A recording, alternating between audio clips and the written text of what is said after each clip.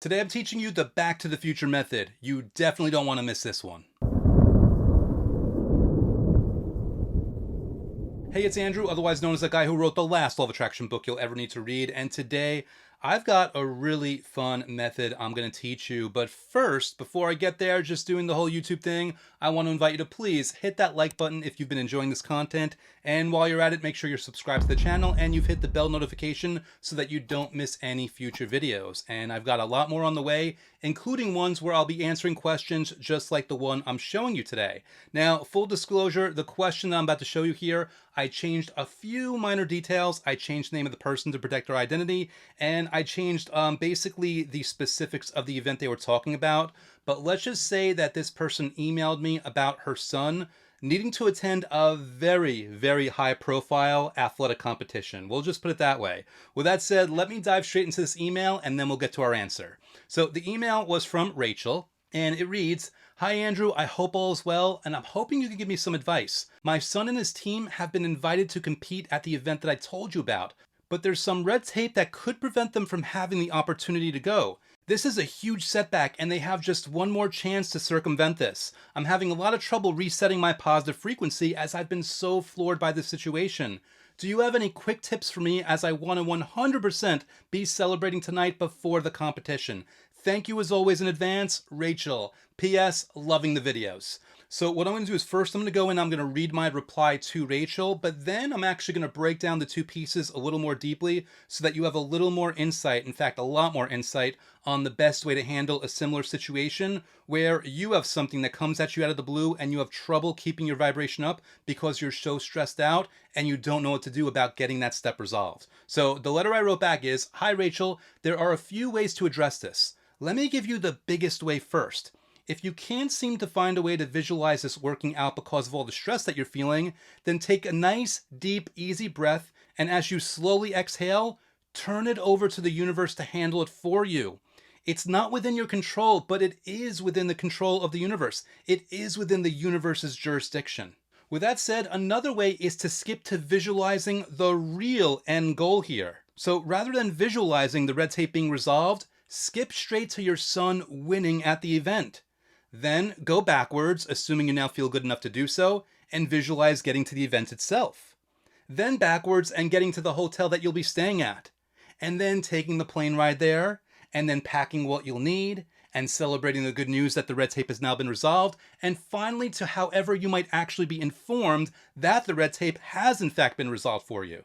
Hoping this helps. Okay, so let's dive into this because there's a lot that we have to cover here. First of all, it almost seems like a cop-out where you say turn it over to the universe, but there is a real power and a real strategy in that, because let's think about it. When you are so stressed out because you've got this tail end goal that you want and you've got this specific situation that seems to be in your way and it's not within your control, well, you still have to find a way to raise your frequency and you still have to find a way to feel good about it. So, well, what do?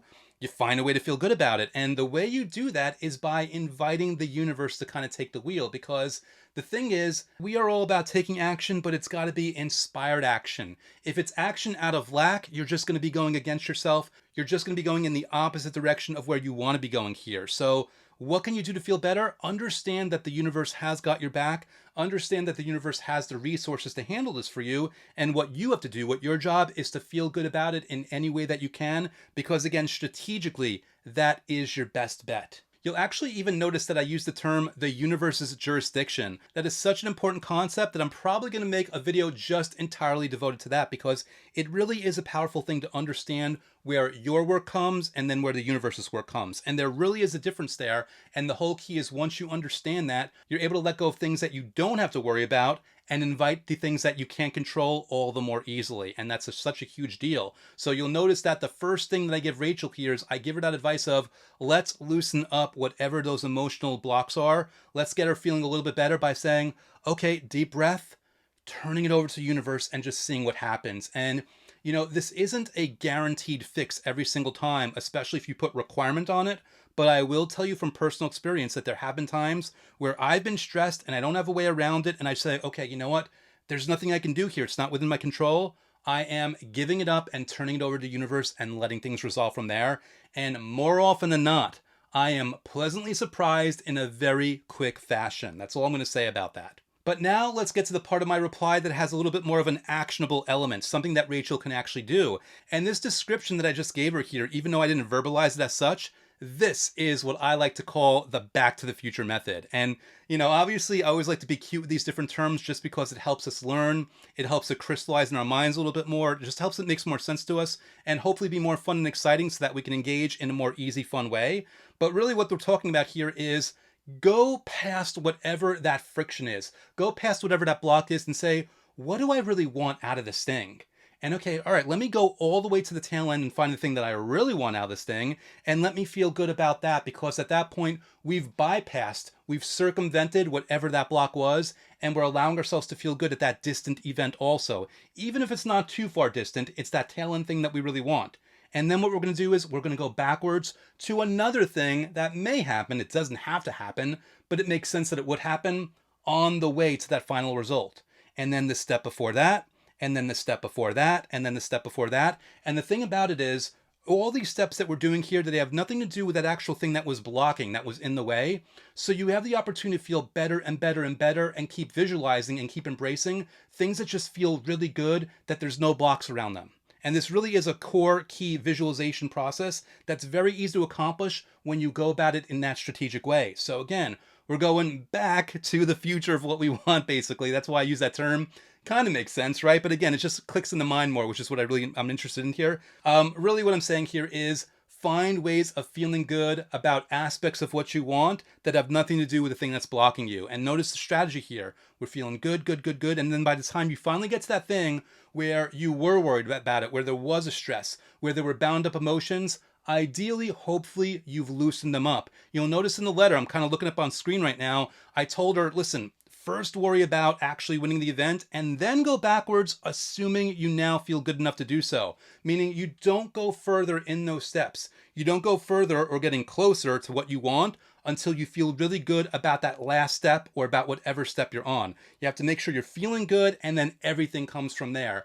That is the key to the Back to the Future method. The key is making sure that you don't move forward or really move backward until you're at a spot of ease and joy and relaxation and confidence and certainty and faith and trust. That's the key about all that. And by the way, it's a lot of words I threw there. So if you're not even there, just understand, make sure you feel good. If you feel good, then you can go back a little further and keep going in that direction. And that is the Back to the Future method. So quick little recap here. First of all, check in with the universe. I mean, this isn't even the Back to the Future method, but if you can, say, I'm giving this up to the universe, I'm turning it over to the universe, I'm letting myself feel a little bit better. In fact, sometimes that's a good preamble step to Back to the Future method because it releases your emotions a little bit more and it helps you feel better in the moment.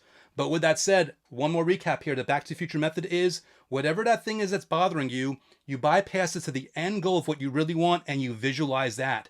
And you go into whatever level of detail, whatever level of specificity or generality, whatever it is about that thing to a point that it feels good. And once it does, then you go back into another step and another step, each time feeling good, feeling better, feeling better. All of a sudden then, figure 4, 5, 6 steps in, when you finally get to that part of like the red tape like Rachel was dealing with, you are now at a much better emotional place, ideally.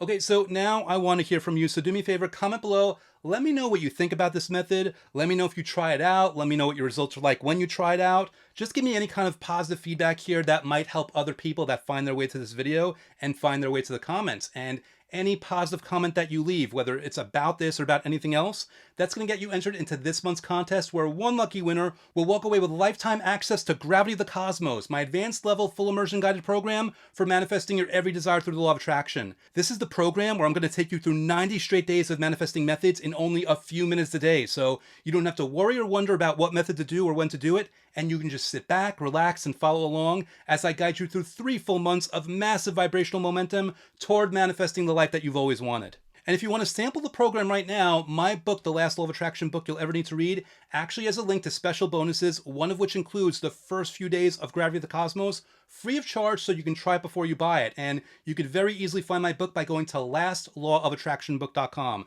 That'll auto forward to the Amazon listing where you can get it in Kindle or paperback or audiobook depending on your preference. And speaking of my book, I'd really like to quickly spotlight a recent review and thank one of my awesome readers for sharing their feedback on it. Today's feedback is a 5-star rave review left by a mystery shopper from Amazon with the subject heading, "Definitely the last Law of Attraction book I'll ever need." And it reads, "I truly enjoyed this book and I highly recommend it to everyone. Andrew Kapp has done an amazing job of filling in the blanks and removing all the common mysticism around the Law of Attraction, all while filling the reader with hope, enthusiasm, encouragement, and confidence. A must read." Wow, I am almost speechless here. In fact, I took one look at that review and only had one reaction.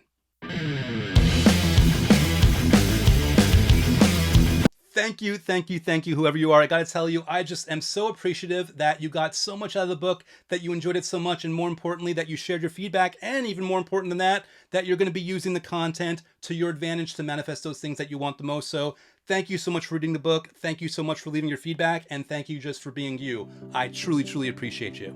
And that's all I got for you today, guys. Thank you so much for watching. If you've enjoyed this content, if you enjoyed the method I just taught you, do me a favor, hit that like button, make sure you're subscribed, make sure you hit the bell notification, and just make sure you're back soon for another video because I've got many more on the way. I will see you next time.